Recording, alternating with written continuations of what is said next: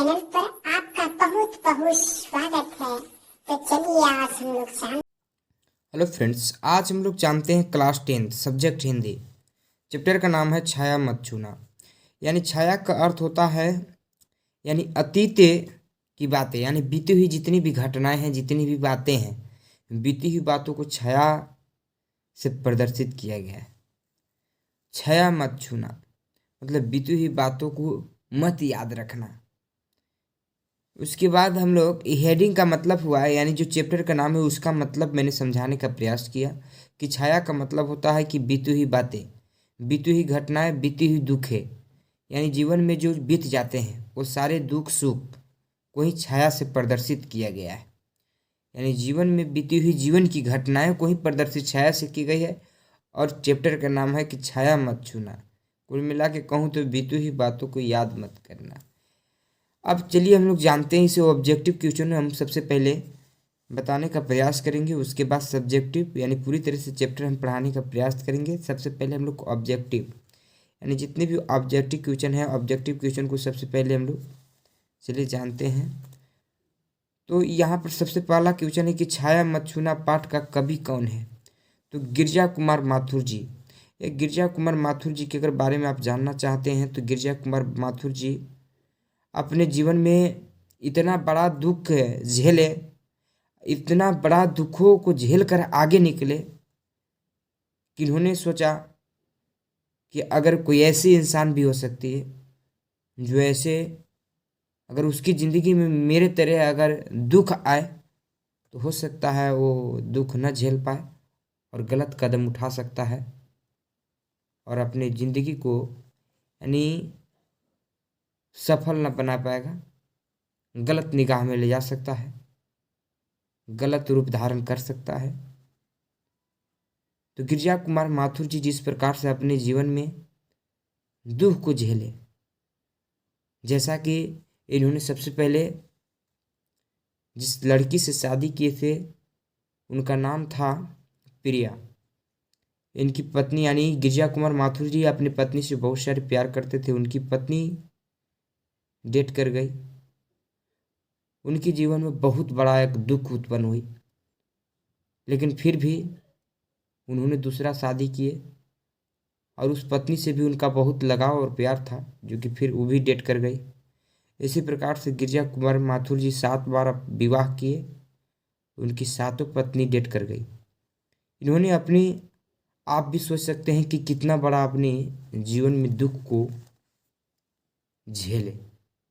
इसी प्रकार से एक तर्क दिए, इन्होंने तर्क देने का प्रयास किया कि मैं इस पर एक, अगर मैंने तर्क नहीं देता हूँ, सुझाव नहीं देता हूँ, तो इंसान हो सकता है कि ऐसे दुखों से गलत कदम उठा सकता है, गलत जगह पर जा सकता है, अपनी ज़िंदगी में किसी प्रकार की सफलता नहीं पा सकता है, हमेशा गलत निगाह पर जाएगा। इसलिए इन्होंने कुछ बताने का प्रयास किया है जिसको मैंने समझाने का प्रयास करता हूँ।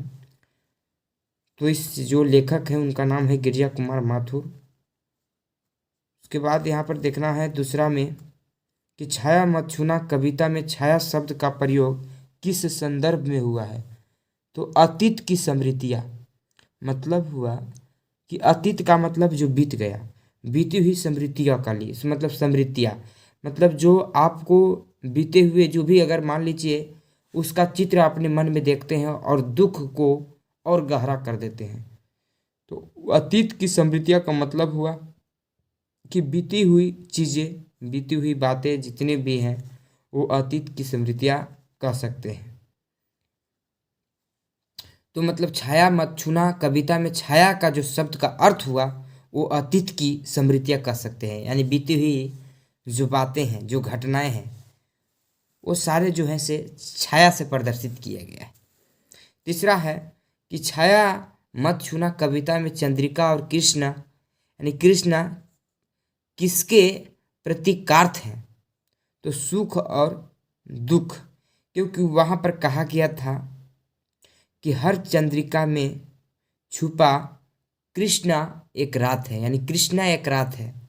हम जानते हैं कि जो चंद्रिका, जो चांद है, वो हमेशा चमकने का कार्य करता है, लेकिन एक दिन उस पर भी कड़ा यानी कला हो जाता है, एक दिन उसको भी कला होना पड़ता है।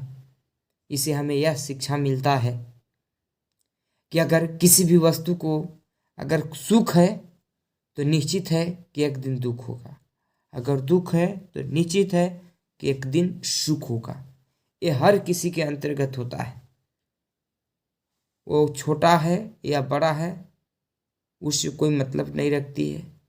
यहाँ तक कि चांद और सूर्य को भी ये चीज़ होता है, उन लोग को भी सुख के साथ साथ दुख को भी झेलना पड़ता है। यानी ये हर किसी में होता है। अगर किसी की जिंदगी में अगर सुख है तो निश्चित है कि एक दिन दुख भी होगा। तो यहाँ पर चंद्रिका और कृष्णा से सुख और दुख को प्रदर्शित किया गया है। कह रहा है कि दुविधा हत साहस का क्या अभिप्राय है। तो साहस का दुविधा से ग्रस्त होना, मतलब दुविधा का मतलब है कि अगर हमारी जिंदगी में किसी प्रकार से कोई घटना घट गई है, उस घटना को मैंने याद करता हूँ तो उससे होता क्या है कि जो घटना हो गया उस घटना को तो हम पूरा नहीं कर सकते हैं, वो फिर से हमें मिल नहीं सकती है और न पूरा हो सकती है। पर होता क्या है कि हम दुविधा में पड़ जाते हैं। हमारे साहस से लेकर सफलता से लेकर हमारी पूरी जिंदगी जो है से दुविधा से ग्रस्त हो जाता है। साहस जो जिंदगी में थी कि हम ये करेंगे, हम इतना बड़ा सफलता पाएंगे, वो सारे के सारे दुविधा से ग्रस्त हो जाता है। यानी होना और ना होना दोनों में हो जाता है। यानी न हम सफलता पाएंगे और न अपने दुख को लौटा पाएंगे। इसलिए जो हमारा साहस है वो दुविधा में पड़ जाता है।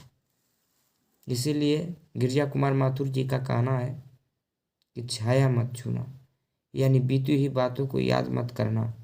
जो जिंदगी में जो घटना हो गई, जो बीत गया, उसको अगर याद करते हो तो आपकी दुख खत्म नहीं हो जाएगी और गहरा होता जाएगा।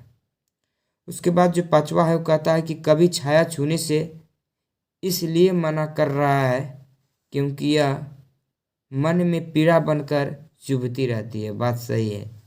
अगर जिंदगी में जो दुख बीत गया उस दुख को मैं याद करता हूँ तो उसे हमारे ज़िंदगी में न सफलता पा पाएंगे और ज़िंदगी में उसे हम अगर याद करके कुछ अच्छी कर नहीं पाएंगे। सिर्फ जो हमारी दुख थी वो बढ़ता जाएगा और गहरा होता जाएगा और सारी सफलता जो है उस दुविधा में चला जाएगा। हम न आगे पर अच्छी कर पाएंगे और जो दुख को हम याद करते हैं, जिसके बारे में सोचते रहते हैं, वो भी कभी लौट कर नहीं आने वाली है। इसलिए गिरिजा कुमार माथुर जी कहना चाहते हैं कि छाया मत छूना, मन होगा दुख दूना।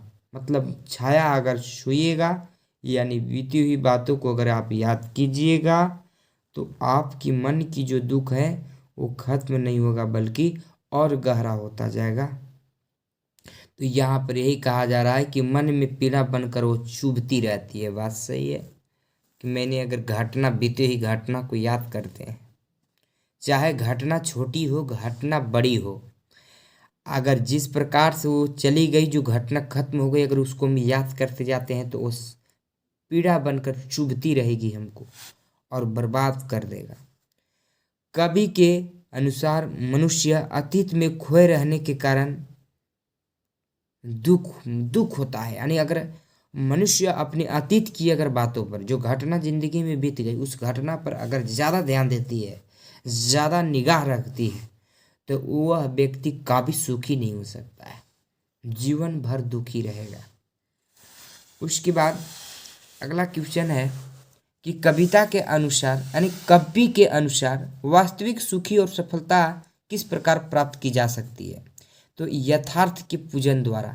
यथार्थ के पूजन मतलब होता है कि जिंदगी की जो कड़वी सच्चाई है, जिंदगी की जो कड़वी मेहनत है, आप उसके अगर उस चीज़ को पालन करते हैं, अगर आप उसके द्वारा चलते हैं, आप उस पथ पर चलते हैं, तो आप जिंदगी की वास्तविक सुखी, वास्तविक खुशी, वास्तविक सुख, वास्तविक सफलता पा सकते हैं।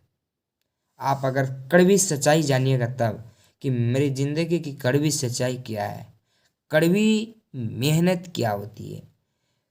कड़वी चीज को अगर आप जानते हैं तब आप जिंदगी में वास्तविक सुखी और सफलता पा सकते हैं। उसके बाद है कि कवि के जीवन की कराए की सुरंग सुधिया क्या है, तो प्रिया मिलन की सुनहरी यादें, यानी जब प्रिया मिलती थी तो उनकी सुनहरी यादें को सुरंग सुधिया से व्यक्त किया गया है। सुरंग का मतलब होता है कि रंगे बिरंगे, और सुधिया का मतलब जो उनके अंदर सुहावनी थी, सुनहरा, सुंदरता। प्रिया के मिलन की सुनहरी यादें, मतलब कवि के जीवन में की सुगंग यानी सुरंग की सुधिया जो है क्या है, तो प्रिया के मिलन की सुनहरी यादें हैं। उसके बाद चलिए हम लोग आगे अब चलते हैं। अगला क्वेश्चन, हर चंद्रिका में छिपी एक रात कृष्णा है, पंकित में चंद्रिका का कराए के प्रतीकार्थ क्या है, तो जीवन के सुखद क्षण। जीवन के सुखद क्षण का मतलब होता है कि चंद्रिका, चंद्रिका का मतलब आप क्या समझते हैं, एक चमकता हुआ, जो चांद जो होता है एक चमकता हुआ सुनहरा दिखता है, इसलिए यहाँ पर कहा जा रहा है कि इसका मतलब जीवन के सुखद क्षण से इसको व्यक्त किया गया है। कवि के अनुसार जो सुख जीवन में प्राप्त न हो सका उसे भूलकर कराए के करना चाहिए। क्या नहीं करना चाहिए, भविष्य मतलब भूलकर भविष्य यानी भविष्य का वर्णन मतलब करना चाहिए। तो भविष्य वर्णन, जो हमको सुख न मिला उसको चिंता नहीं करना है दोस्त। जो मतलब क्या पाना है, जो नहीं मिला वो नहीं मिला, लेकिन हमें आगे क्या करना है, क्या पाना है, उसकी चिंता करना जरूरी है। तो भविष्य का वर्णन करना चाहिए, मतलब उसे भूलकर भविष्य का वर्णन करना चाहिए।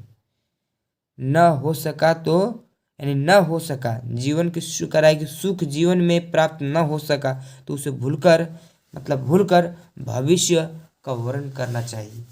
मतलब कुल मिला के कहूँ तो जो सुख नहीं मिली उसके लिए हम कठिन यथार्थ कठिन मेहनत कर सकते हैं।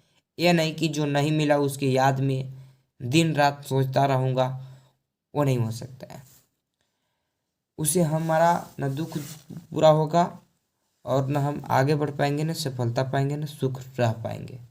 छाया मच्छुना कविता में प्रयुक्त कराए कि शरद रात व बसंत का प्रतीक कराए कि प्रतीकात्मक अर्थ क्या है, जीवन के सुखद क्षण।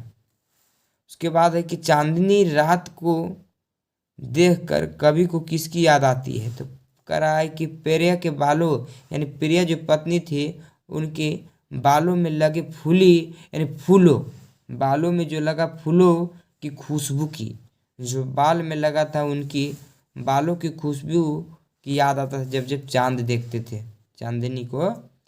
यामिनी किसका प्रतीक है, तो यामिनी सुखद क्षणों का प्रतीक है।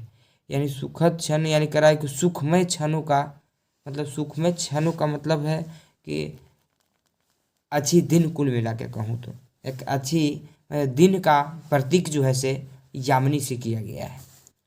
सुरंग सुधिया सुहावनी में समृतिया को किस रूप में प्रस्तुत किया गया है, रंग बिरंगे मनभावक रूप में।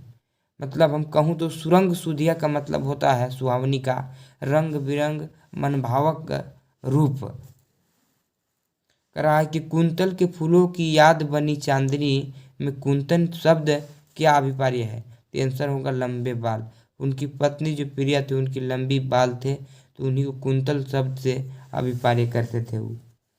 उसके बाद है कवि के अनुसार अतीत की सुखद यादों में जीने का परिणाम कैसा होता है, तो कह रहा है कि दुखमय।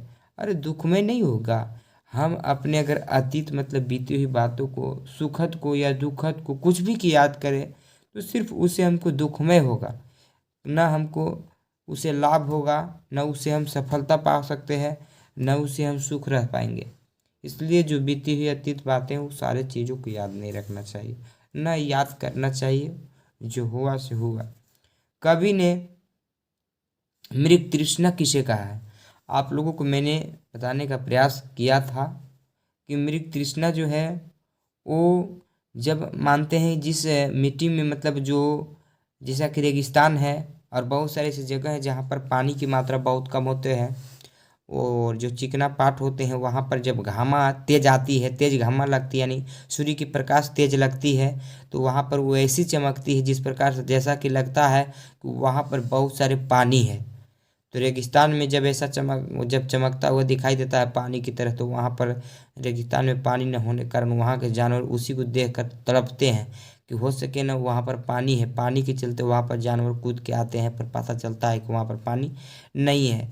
तो कवि ने मृग तृष्णा का इसीलिए प्रयोग किया है कि हम लोग को भी ज़िंदगी में यही होता है कि जब दुख को याद करते तो मन में लगता है कि नहीं नहीं, मन में लगता है कि सच में वो हमारे यहाँ आ गया, लेकिन इसी मृग तृष्णा की तरह हुआ सच में अगर मतलब सच में अगर देखा जाए तो आता थोड़ी ना है, मन में उसका चित्र बनता है और उसी चित्र को हम लोग देखते हैं और दुख गहरा कर लेते हैं।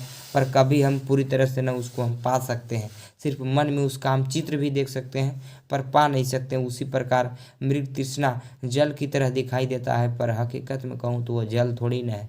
इसीलिए वहाँ पर जानवर जो है सो कूद के जाते हैं पर वहाँ पता लगता है कि जल है ही नहीं, तो तड़पता रहता है पर कुछ पा नहीं पाता है। तो यहाँ पर कहा जा रहा है कि कवि ने मृग तृष्णा के जो है से प्रभुता को कहा है। मैंने जो बताया उसी चीज़ को। यथार्थ कठिन क्या है? तो जीवन की कड़वी सच्चाई है। यथार्थ कठिन का मतलब वो जीवन की कड़वी सच्चाई।